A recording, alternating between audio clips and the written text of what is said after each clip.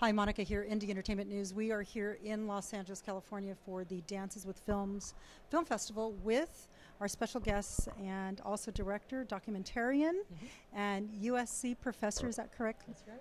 Linda Brown. And okay, Linda, if you can just, I was really excited to talk to you because we were sent this over and we saw the trailer and it really touched me because I think it's something that could touch a lot of people. It hits on all kinds of notes across the board emotionally. So tell us, first of all, tell us a little bit about yourself first.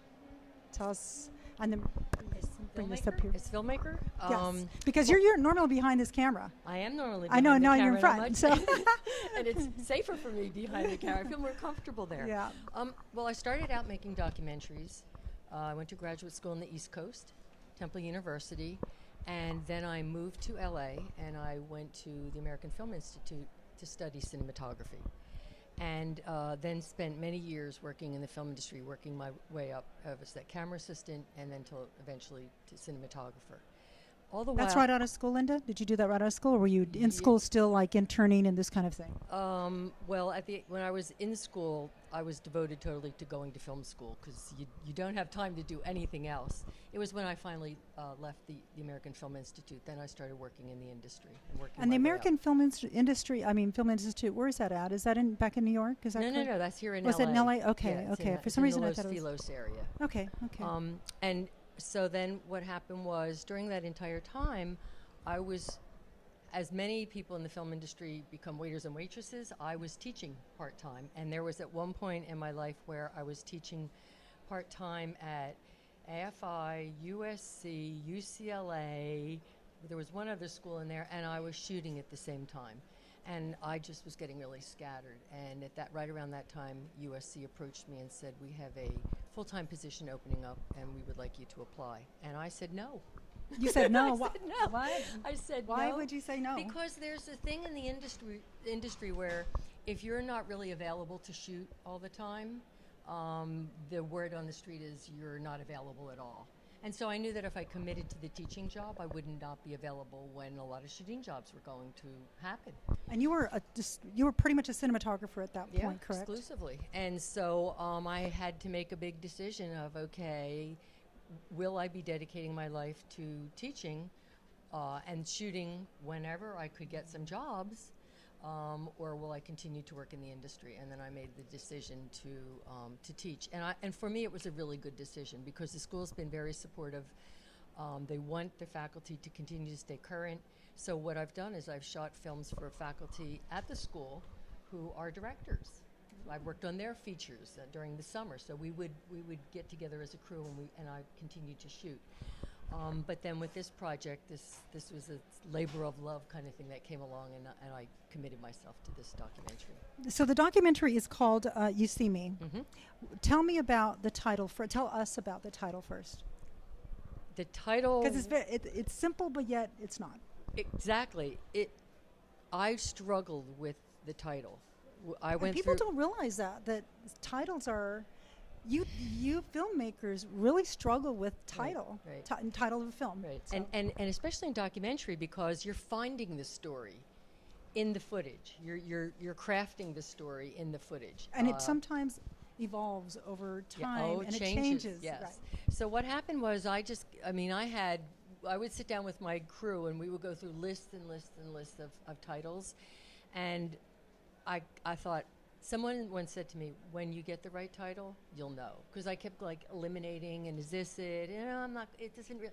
And so I looked at this particular set of footage one night, and it was when my father, post-stroke, was struggling to walk. And he said something about, "You'll see me walk." And he said it in this very shaky post-stroke voice. And it just hit me. And You I See said, Me, oh got my it. God, that's the title. Mm-hmm. And I ran into, I think I was with my sister Nancy at the time, and I ran into her room, and I said it, and she goes, "That's it." So the person who gave me that advice was correct. That when you find it, you'll know that it's the right title. And yes, as you said, afterwards I started to see how it worked literally and metaphorically. It works on a lot of levels in the way this film works, I think. Now, have you done other projects prior to this one? I have my very first documentary was about my relationship with my father. And Was that kind of like a testing ground, or no, it was one of the films. It was one of the first documentaries I made when I was in graduate school at Temple University. So I made that film, and the truth of it was, I didn't feel it was really successful. I had questions about my father and his past and our relationship, and I think, though, because I was kind of a young, inexperienced filmmaker, and I was You're scared. still young. What do you say? Thank you. So Linda, tell me about, because this isn't your first documentary. You've had other documentaries. Right. Tell us a little bit about your first documentary. Well, this actually is an extension of my first documentary. I made that when I was a graduate student at Temple University, and it was about my relationship with my father. And I didn't feel it was successful. I didn't have a lot of the questions that I wanted to be answered. I didn't think that I got really good answers. I think it was because I was less experienced as a filmmaker, and I was younger, and I was afraid sometimes of some of the answers that I was going to get. You know, that's an interesting comment that you would make about having fear or being afraid about some of the things that you'll discover. Mm-hmm. I think a lot of people who make documentaries, it's a discovery. And as you go along, you have to have courage, because you don't know what's at the end of that rainbow when you're getting Faith. done. Yeah, A lot of faith that you're going to discover something that That there's is- a story right, there. yeah, because you don't know. No, you don't. So anyway, when my father had a stroke in 2004, I really thought I'll record his recovery from the stroke. Now, how long ago was that? Well, When your father had the stroke? in 2004. Okay, got it. And so I thought, well, I will just grab my camera and I'll record his recovery from the stroke. Now, why did you want to do that? Why did you want to document that? Just because, you know why the real reason is because I think I was so in shock and so what can I do to help, that I went toward the thing that I'm most comfortable with, right. which was, well, You grabbed your maybe camera. I could be valuable and this could be beneficial if I can record this, because I felt I had no control over his, getting better. That was out of my hands, and we could go to his rescue and try to help my mother in the caregiving at that point, but it was really not something that was in my control. So I thought, well, we were trying to be positive and hopeful. Well, I'll record this and then we'll have this footage to look back on. So what happened was I went back, spent a lot of time with my parents after he had the stroke. And they live here somewhere in Southern California? No, they're in Reading, Pennsylvania. So Oh, I would wow. So fly you back went and all the way forth. I back was there. Okay. bi-coastal for a long time. And so this time, because I was in a different place emotionally and my parents were in a different place, I asked a lot of the same questions that I asked for my first documentary, and I got answers this time. So it was like, careful what you wish for, because I really started to uncover a lot of things in my family that no one was talking about my father's history, about the fact that even though he really wanted to be a good father, there always seemed to be something that prevented that. He seemed distant in some ways, or he had these terrible mood swings, and we couldn't figure out what that was about. And I started to piece it together. Unfortunately, he didn't recover from the stroke, and he passed away in 2006. And now here I am, left with all this information that I had gathered, and I had to make sense of it. And that's the journey of the film, how I pieced together all this information within the dynamics of my family and heal from a lot that I discovered, because our things that went on because my father's past were difficult in my family. There was some domestic violence. There was a lot of, I realize now that my father had severe depression, chronic depression probably, but it went undiagnosed and therefore untreated, and the repercussions of that. And so I was able to see them, I think maybe for the first time, as struggling, flawed humans just trying to do their best, like the rest of us. And I could forgive my father, and my relationship with my mother, and we were never close, greatly improved. Working with the footage in the film and working with her, it was we have a bond now that we've never had. And I love it. On the synopsis, I love the questions you asked, because, I can't remember them. We have it printed out, of course, but the questions you ask could be asked to any of us. Actually, it's this movie, this documentary is so poignant because it is questions that we should ask. Because everybody, the family unit, there is so much in there, and it shapes us, it molds us, and it's particularly if there is abuse or some negative events in a family. These types of things can harm people and harm you going forward if you don't know how to cure yourself. And I love the word you use, heal. So, okay, so going back, so let's talk about your relationship with your father first, and then we want to talk a little bit about the relationship between your father and your mother. Okay. Well, I was my dad's buddy. The very first documentary that I referred to, I titled it Your Favorite, because everyone in the family said I was his favorite. I was a tomboy. We didn't have any boys in the family, so I was the one that went fishing with my dad. I was the one that, when he would say, who wants to jump in the car and we're just going to go for a drive, I was the one that spent a lot of time with him. And how many in your family, Linda? there are 3 girls, and then eventually we did have a boy in the family, so there are 4 of us. But I still, maintained that relationship with him, that we spent a lot of time together. It was doing things. We like to do things together. So it's great because when you look at family photographs, or we have a lot of home movies that my father took, a lot of 8mm and Super 8 home movies, you can see, who bonds with who. My one sister did a lot with my mother. I did things with my father. And you can see all that, those dynamics that go on, and the way people, those relationships form early in life. So it was a great privilege to have this footage to sit with and go back. Once I discovered these things about my family, and then to go back and re-look at that footage, it's like, oh my God, a lot of that was in that footage when you know what to look for. So very true. To see this as a family archive is very valuable. Right. And do you think, because now that you're saying this, and I knew that your father had recorded some things, do you think that your love for wanting to be behind the camera came from your father? I was... Did he lay the seed, in other words? It was there because I liked mechanical things. I remember when he would get the film, and now he would load it in the camera, and I was... And Super 8 was pretty cool. 8mm. 8mm, I'm sorry. Yes, and can I do it? Teach me how to do it. And then threading, and then waiting for the film to come back from the lab, and then threading the projector. And I remember everyone would look at the footage once, and then I asked my dad, teach me how to thread the projector, and he did. And then they would leave, and I would for some reason I would watch the footage over and over again. Because I'm a visual learner, I learned a lot about personalities and people, and as I said, the relationships within families by watching this footage. And it was my way of reading. Yeah, and that's interesting because this morning we had a meeting with Klaus Menzel, I believe that's his name. Yeah, and he's a director. He's finished a project and was working with Andy Garcia and Sharon Stone. And we sat with him for breakfast for about 3 hours. It was fabulous because one thing came up, and we were talking about how the camera. He was talking about chemistry when he's casting and this kind of thing. The camera does not lie. It picks up everything. Why do you think that's the case? There's something about the camera that when it is recording, it picks up not so much what you're saying, picks up what people are feeling and the emotion being given. So, but what I'm saying in that is that interesting that you could read what you're saying. You read and the footage, what was going on. Well, it's interesting because I actually have my very first degree is in special ed, and so I know about people with learning disabilities, and I actually self-diagnosed my own learning disability. I was not a reader. Were you dyslexic?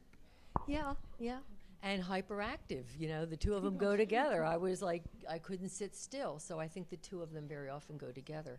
And so my way of but I was curious, and so the way I learned, I took in knowledge from the world was through visuals.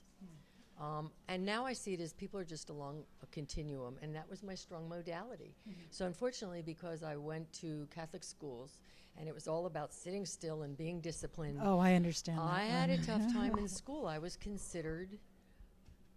a good student because I didn't fit into the way that they taught, that we learned in school, which was to be disciplined, sit still, and mostly through visuals of reading.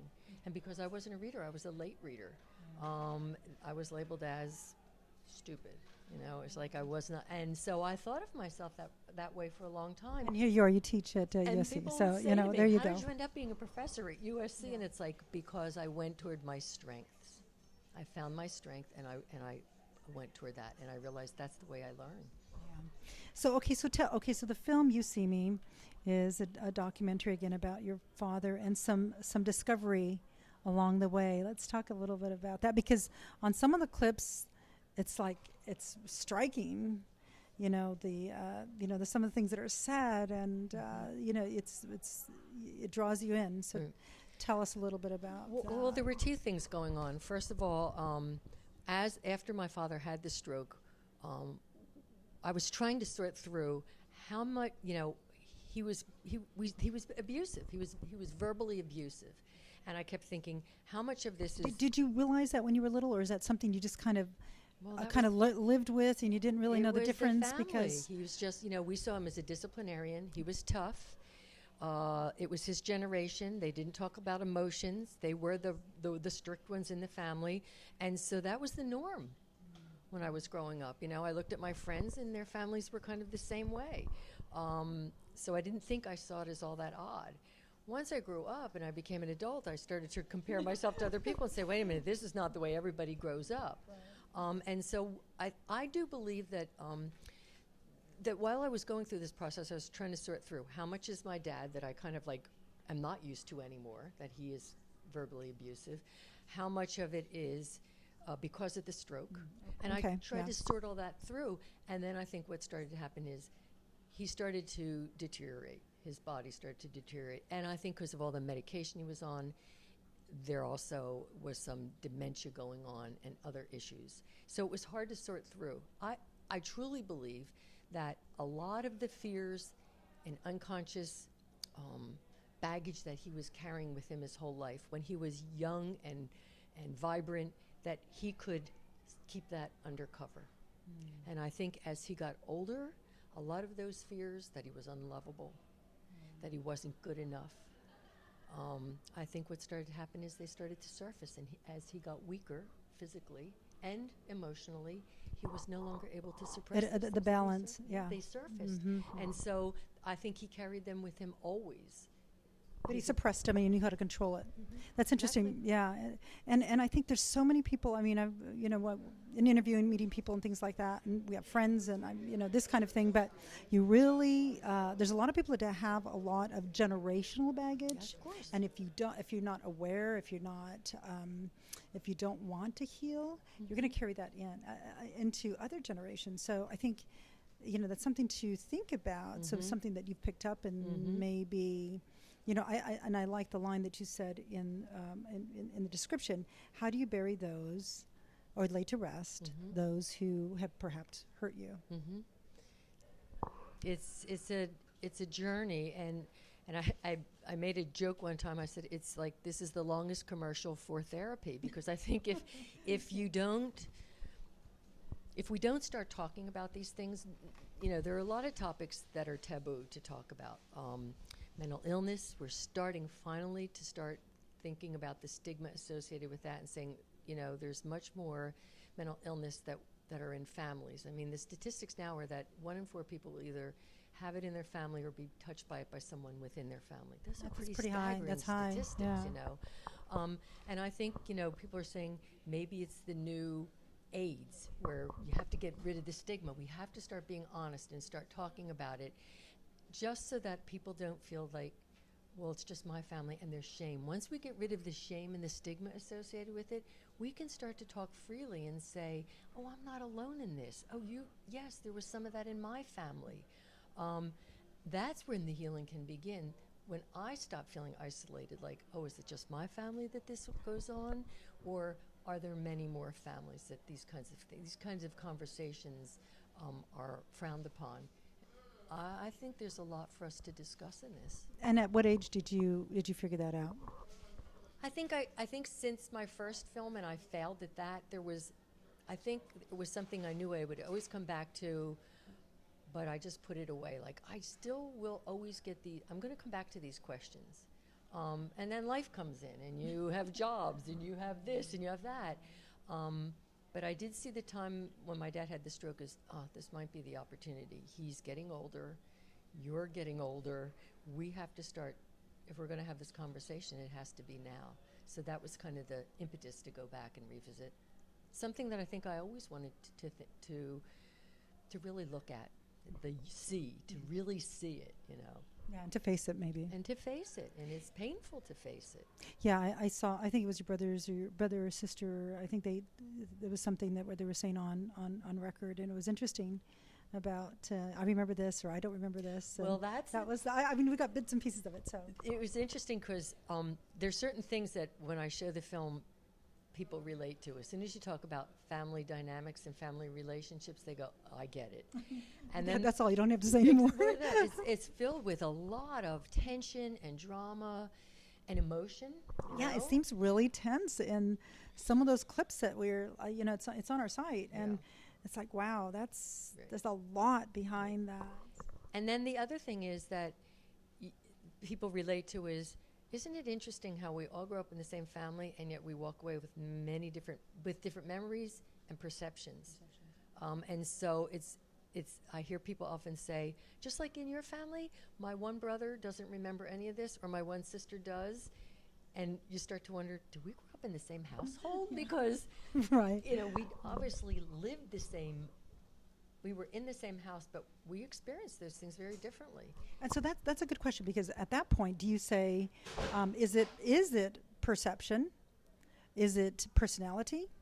Because you're right, everybody's experienced the same thing, but some people take it harder, some people maybe mask it. Yeah. So it's interesting about that. Well, I was discussing this with someone the other day, and they said the people who decide to deal with this stuff, they're called the disruptors. And because what happens, I think, in families is it's like, okay, we know this stuff, and we're going to live with it at a certain level, and that's the status quo. And then somebody like me comes along and goes, I think not. Let's start to talk. And that really shakes things up within a family because it's like, we don't want to go back there again. We don't know where this is going to take us. This is frightening. We've figured out a way to proceed with it the way it has been for years. Why do you want to go back in and start looking at those things? And this is across the board anytime someone in a family starts to question the status quo of what, the way we've accepted things. Right. Did you have resistance in your family? I mean, they already know you're a cinematographer, so they probably got used to you. Well, actually, it's interesting because somebody did ask me at one point, like, how come that they were so comfortable with the camera? But it's because whenever I went home, I took the camera with me, and I would put it on a tripod in a corner someplace, and we would just, with no one behind it, and just record what would happen. So they did get used to having a camera nearby. But I think there was something else going on. I think this time when I went back and I talked to my family, the person that I think I was most surprised how much they opened up was my mother.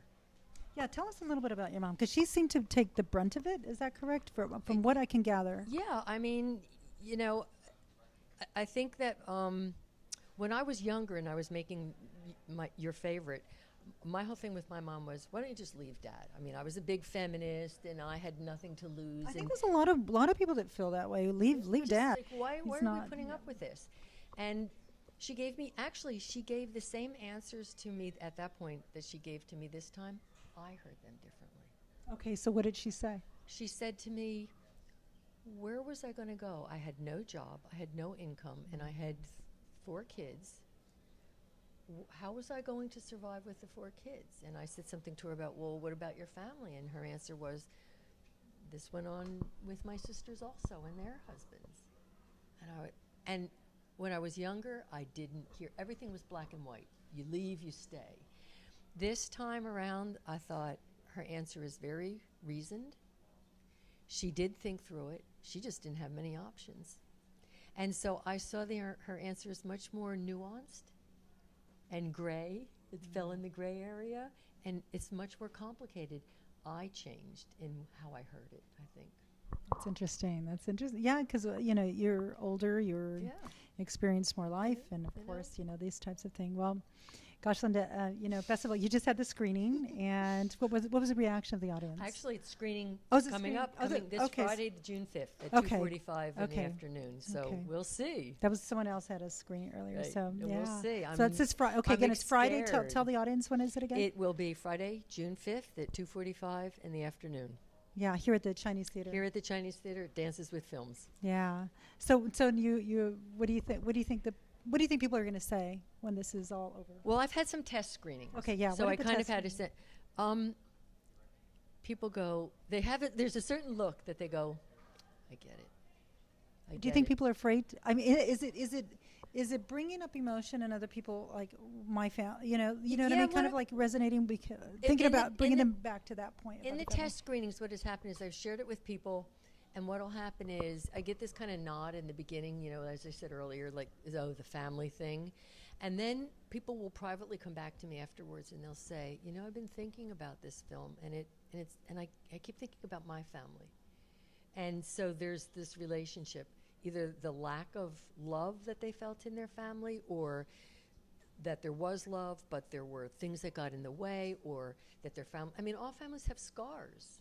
And see, Families that is have so secrets. universal. You know, Linda, that's what's so poignant about this movie, is that it is universal. These feelings are universal. So the fact that you've actually documented is huge, I think. You know, you should be able to, it's kind of a genesis for many people to start researching or to looking into something that could heal them, even though it may be painful. You know, it's interesting. I have a very close friend that I've known for many years, and her brother is an alcoholic, and her parents have spent a lot of money on rehab, and they're retired, and most of their family's savings have gone to try to help him in rehab, and it's not been successful. And I've known this about her and her family for years, and she doesn't talk about it. And I shared my film with her, and this was so touching. The first thing she said to me is, here I am, one of the most secretive people in the world, trying always to keep what goes on in my family as a secret, and you so beautifully and tenderly approached secrets in your family. I think I'm going to start talking. And that's great. That must feel I pretty was good. so- That must I feel just pretty felt good. like all this was worth it if I can get people to stop feeling the shame and start talking. And it comes with transparency. That's Yeah. the start. Yeah. Thank you so much, Thank Linda. you. Thank you This so is a much. great Wonderful. interview. Yes, Thank you. you. We appreciate it, and best of luck. Thanks. And again, it's on our site, indieentertainmentmagazine.com, or iEntertainment News. And take a look at the clip. And best of luck again. Thank you so much, Linda. Thank you. Wow, you are great.